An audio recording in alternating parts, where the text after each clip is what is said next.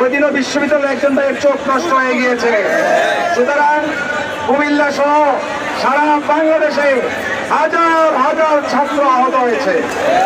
আমরা সকল আহতদের সুস্থতা কামনা করি এবং যারা নিহত হয়েছে আল্লাহ বাংলাদেশের এই শহীদ মুক্ত করার ক্ষেত্রে আগামী দিনে ইসলাম প্রতিষ্ঠার জন্য যে গণতান্ত্রিক একটি পরিবেশ করে দিয়েছে সেজন্য তাদেরকে শহীদ হিসেবে কবুল করো।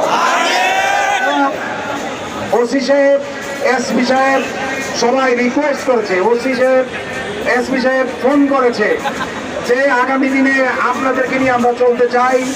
আগামীতে গণতান্ত্রিক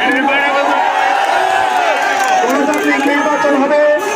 গণতান্ত্রিক নির্বাচনে আজকে সেনাপ্রধানকে সাংবাদিক প্রশ্ন করছে আওয়ামী লীগের প্রতিনিধি ছিল কিনা। সেনাপ্রধান বলছে আজকের একটি বিশেষ পরিস্থিতিতে আপনারা তো বুঝেন তাদেরকে রাখা যাবে না। আজকে জামাতের আমিরকে দাওয়াত দিয়ে সেনাপ্রধান নিয়েছে। গত 15-20 বছরের বিজয়, সুতরাং এই বিজয়কে ধরে রাখতে হবে। এজন্য আমরা মহানগরী আমির যে সিদ্ধান্ত দিয়েছে টাউন হলে দরকার হলে 2-3টা পুরানি দেবো মিছিল করে শক্তি সঞ্চয় যা করছেন ক্ষয় করবেন।